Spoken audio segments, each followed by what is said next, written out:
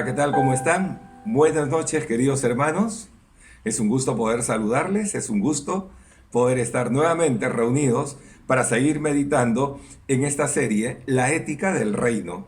Y en esta oportunidad vamos a tratar el tema, la justicia del reino en el ámbito social, basado en Mateo, el capítulo 5, los versículos 33 al 37. La semana pasada estuvimos meditando sobre el problema de la inmoralidad sexual y el divorcio dentro del contexto de la familia, teniendo su origen y centro de estas malas decisiones el corazón del ser humano. Ahora entramos a otro tema igualmente delicado y sensible, pero que se ha extendido y normalizado, y lo digo entre comillas, en nuestra sociedad, en particular en la vida política, en el ámbito laboral y en la convivencia de las relaciones humanas ordinarias en el día a día. Estoy hablando del tema de los juramentos, promesas, perjurio y su incumplimiento de una manera tan natural y aceptable por la mayoría que incluso para algunos consideran una estrategia necesaria recurrir a la mentira y el cinismo con la finalidad de defender sus intereses o mantener su posición. Lo cierto es que este tipo de comportamiento ha socavado la confianza entre las personas, las instituciones e incluso los países, de modo que necesitamos de árbitros para que nos ayuden en nuestras discusiones y desacuerdos. Necesitamos de notarías para sellar nuestros compromisos y de esta manera someternos al peso de la ley en caso una de las partes incumpla sus acuerdos. Necesitamos de organismos internacionales para ayudarnos en nuestras diferencias y así nuestra sociedad se ha deteriorado, se ha relativizado y relajado moral y espiritualmente, donde encontrar una persona veraz es tan difícil como pretender encontrar monedas de oro en nuestro camino. Ese es el tema que queremos compartir entonces en este día. Así que les invito por favor que me acompañen a orar. Vamos a poner este tema en las manos de nuestro Señor. Padre, te damos gracias. Bendito Señor, gracias porque tú dices que tú eres la verdad. Y nuestros corazones y nuestras mentes, Señor, necesitan un cambio, mi Dios.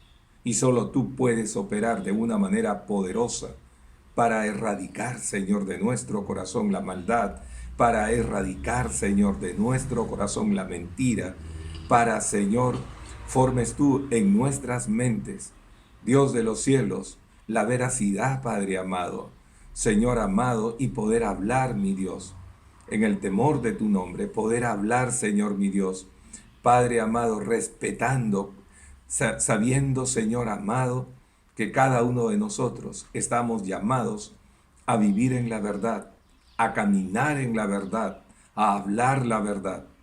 Padre, dejamos nuestras vidas en tus manos. Sigue hablándonos, sigue tú formando en nuestros corazones a Cristo, que sea Él el Rey y Señor de nuestras vidas.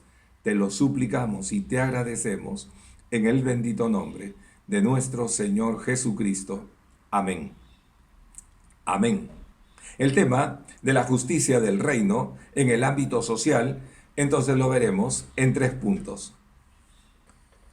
Muy bien, vamos a entrar rápidamente al primer punto, los juramentos desde el enfoque de la ley dada por Moisés, versículo 33. El versículo 33 en la primera parte nos dice, además, ¿habéis oído que fue dicho a los antiguos? Es evidente que la expresión habéis oído que fue dicho a los antiguos se refiere a la enseñanza que se escuchaba semana tras semana en las sinagogas y el énfasis no perjurarás es una clara prohibición a hacer falsos juramentos donde no hay una intención de cumplirla. En este mandamiento no perjurarás se está prohibiendo el falso juramento o el perjurio, es decir, hacer un voto y después romperlo. Veamos algunos versículos del Pentateuco.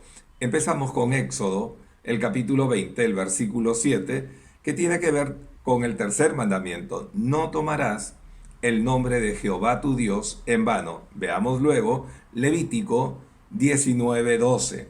Y no jurarás falsamente por mi nombre, profanando así el nombre de tu Dios. A ese nivel se considera entonces la ruptura de nuestra promesa, una profanación.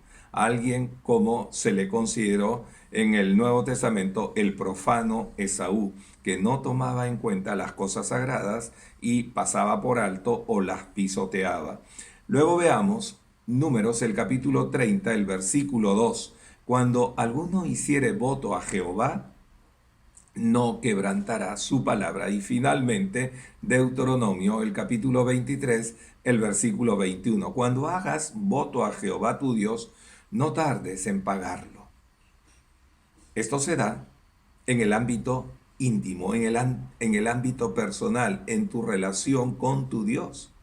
Allí, si somos capaces, en esa esfera de la intimidad, de romper nuestros pactos y nuestros compromisos con Dios, por supuesto, no es extraño que luego ese corazón de la persona empiece a tener una serie de conflictos, empiece a tener una serie de problemas que por extensión lo va a llevar al ámbito social, al ámbito de su vida personal en todas las esferas familiares, laborales, sociales, etcétera. Uno de los tantos problemas entonces que observamos en nuestra sociedad, partiendo de nuestra condición personal y humana, es la propensión finalmente a romper nuestros pactos, cambiar nuestra palabra empeñada o evitar el cumplimiento de nuestras promesas. Esto en relación al ámbito personal en nuestras relaciones cotidianas, y tenemos ejemplos que abundan en nuestra sociedad que van desde los matrimonios que se rompen, las empresas que fracasan porque sus socios se dividen, las relaciones empleado-empleador se deterioran, las relaciones de los gobernantes y de los gobernados se debilita por falta de confianza y sospecha que existe permanentemente del pueblo hacia las autoridades por corrupción, delitos, perjurio, etc. El problema es más complejo de lo que imaginamos. Pero, ¿qué del ámbito religioso? Donde hombres y mujeres que hemos conocido la gracia de nuestro Señor Jesucristo y ahora que nuestras vidas se rigen bajo principios espirituales, ¿estamos exentos de incumplir nuestras promesas a Dios? ¿Qué opinas? El texto del versículo 33 en la segunda parte nos dice: si no cumplirás al Señor tus juramentos. Todos y cada uno de nosotros cumplimos nuestras promesas a Dios. Somos personas veraces y capaces de cumplir nuestros votos a Dios. Son dos interrogantes que ameritan una respuesta seria delante de nuestro Dios. Y aquí, por supuesto, está la base de una vida espiritual y moral sólida de los hijos de Dios, que empieza con nuestro compromiso con Dios en primer lugar. Vamos a ver el segundo punto, los juramentos, desde la distorsión hecha por los fariseos. Versículos 34 al 36. En el punto anterior estuvimos viendo que la causa u origen de la falta de veracidad o incumplimiento de nuestros compromisos o votos con Dios nacen también en nuestro corazón. Y en esa esfera de intimidad, cuando no somos capaces de poder llevar a cabo nuestro cumplimiento de estos votos que le hayamos hecho a Dios, esto luego genera un problema que no solamente se extiende hacia nuestra sociedad, en nuestra vida pública y en nuestra vida ordinaria, sino que además puede tener consecuencias espirituales muy serias en el propósito y mala intención de querer cambiar la palabra o distorsionar la enseñanza de la palabra. Y esto sí que es serio, y en ese ámbito habían entrado los fariseos. Miren, los fariseos no solamente habían distorsionado el séptimo mandamiento enfocándose en el hecho material del acto, sino que ahora también lo estaban haciendo en relación al tercer mandamiento: no tomarás el nombre de Jehová tu Dios en vano, porque no dará por inocente Jehová al que tomare su nombre en vano. Éxodo capítulo 20, versículo 7. Pero los fariseos, sustentándose de manera incorrecta en Levítico 19:12, presten atención, que nos dice, y no jurarás falsamente por mi nombre, jurarás falsamente por mi nombre, profanando así el nombre de tu Dios, yo Jehová. Habían elaborado una serie de fórmulas con la finalidad de evadir sus promesas en sus juramentos sustentados en Levítico 19:12, donde decían que podían romper sus juramentos si en estos no contenían el nombre de Dios. El juramento no podía quebrantarse si se incluía el nombre de Dios, pero podía quebrantarse si no incluía el nombre de Dios. En este contexto es que el Señor Jesús continúa diciendo, pero yo os digo, no juréis en ninguna manera ni por el cielo, porque es el trono de Dios, ni por la tierra, porque es el estrado de sus pies, ni por Jerusalén, porque es la ciudad del gran rey, ni por tu cabeza jurarás. Versículos 34 al 36. En cada uno de estos cuatro casos donde los fariseos estaban enseñando que no estaba el nombre de Dios, el Señor les hace recordar que Dios está presente en cada uno de ellos, en el cielo, en la tierra, en Jerusalén y aún hasta en la vida de cada hombre, que es su creación, del cual lo demuestra con un ejemplo práctico y lógico, diciéndoles que no depende del hombre cambiar el color de su cabello, en clara alusión a la soberanía y poder de Dios que tiene sobre la vida de cada ser humano. Más tarde, Mateo registra esta reprensión que les hace el Señor Jesús a los fariseos por distorsionar el sentido de la ley, diciéndoles, ay de vosotros, guías ciegos, que decís, si alguno jura por el templo, no es nada, pero si alguno jura por el oro del templo, es deudor. Insensatos y ciegos, porque ¿cuál es mayor, el oro o el templo que santifica el oro? También decís, si alguno jura por el altar, no es nada, pero si alguno jura por la ofrenda que está sobre él, es deudor. Necios y ciegos. Porque, ¿cuál es mayor, la ofrenda o el altar que santifica la ofrenda? Y sigue este texto bíblico y la cita es Mateo, el capítulo 23, versículos 16 al 22. Así vemos entonces que los fariseos se habían inventado una serie de fórmulas en el que trataban o evitaban en sus juramentos que no se incluyera el nombre de Dios.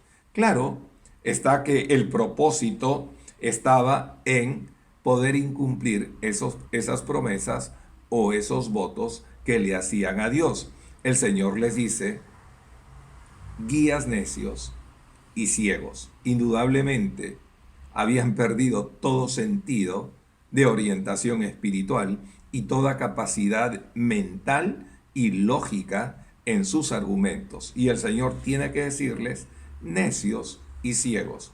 La distorsión de la palabra de Dios, con la intención de acomodarlo a nuestra conveniencia, termina exponiéndonos a la misma categoría de los fariseos, necios y ciegos. Y estas fórmulas que se habían inventado, lo habían extendido y aún muchos de los creyentes continuaban jurando de esta manera o haciendo votos en sus compromisos y en sus relaciones sociales. La pregunta que quiero plantearte también a ti, ¿cómo te va con este tema? ¿Cuál es tu relación con tu Dios? ¿Realmente estos votos que tú le has hecho a Dios en lo privado son votos que tú te esfuerzas en el nombre del Señor y en el poder de su Espíritu Santo para llevarlos a cabo? Piensa conmigo, cuando tú entraste a un ministerio, cuando tú asumiste alguna responsabilidad delante de Dios, tomaste este compromiso. Le hiciste un voto a Dios. Cuando tú entraste en el ministerio de la enseñanza de la palabra, le dijiste: Dios, úsame. Aquí está mi vida. Finalmente Dios te puso en el ministerio. Y ahora que estás enseñando la palabra de Dios, hay elementos de la palabra que no te gustan, que te incomodan, y como consecuencia quieres pasar por alto esa verdad, o quieres cambiar esa verdad, o pretendes desviarte de esa verdad. Este es un tema que tenemos que examinarnos en nuestro corazón, y vamos a seguir meditando en el tercer punto. Vamos a ver rápidamente el tercer punto: los juramentos desde el enfoque de Jesús en su aplicación. Versículo 37. Ya hemos visto en el punto anterior cómo los fariseos no solamente tenían una mala intención de no cumplir con sus promesas, sino que además habían distorsionado totalmente la palabra y la habían acomodado a sus propios intereses. Y se habían inventado estas fórmulas a través del cual no se incluían el nombre de Dios, y de esta manera vemos entonces que podían en cualquier momento dejar de cumplir esos votos o promesas. Esto también lo vemos en nuestra sociedad, y seguramente tú vas a recordar algunos de ellos, en que la gente utiliza ciertas palabras o ciertas fórmulas sagradas para validar o para convencer a la otra persona lo que le está prometiendo.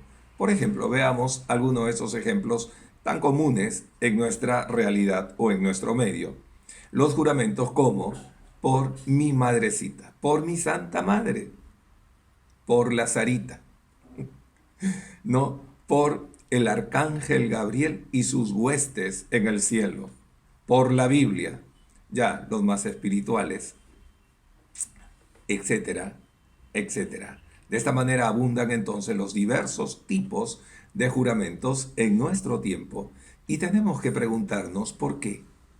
¿Será que nuestra palabra no es suficiente, que pueda garantizar el cumplimiento de una promesa, ya que necesitamos incluir algunas fórmulas religiosas o sagradas para que se nos crea? La aplicación actual de los juramentos es en realidad la confesión patética de nuestra deshonestidad. Pero mientras más recurrimos a tales expresiones, más devaluamos el lenguaje y las promesas humanas. El Señor Jesús resumió la aplicación de la ley en cuanto a la veracidad de nuestras promesas y su cumplimiento de la siguiente manera: pero sea vuestro hablar sí, sí, no, no. Porque lo que es más de esto, ¿qué es más de esto? Las fórmulas que se habían inventado los fariseos. Luego dice el Señor: de mal procede, ya sea por causa de la intención de nuestro corazón o por una causa espiritual que proceda del mismo infierno de Satanás. Pero esta práctica de los juramentos, que empezó con los fariseos, posteriormente se extendió a la vida de la iglesia, ya que algunas personas que se habían convertido de entre los judíos en el primer siglo continuaban haciendo estas fórmulas para poder darle veracidad a sus palabras, a sus compromisos o a sus pactos. Y esto lo vemos en Santiago, que tiene que corregir en algunos hermanos. Miren lo que nos dice Santiago, el capítulo 5, el versículo 12. Pero sobre todo, hermanos míos, no juréis ni por el cielo, ni por la tierra, ni por ningún otro juramento, sino que vuestro sí sea sí, y vuestro no sea no, para que no caigáis en condenación. Que vuestro sí sea sí, vuestro no sea no. De manera práctica el Señor, y de manera contundente, lo resumió en estos monosílabos. Monosílabos que además nos ayudan a ahorrar aliento.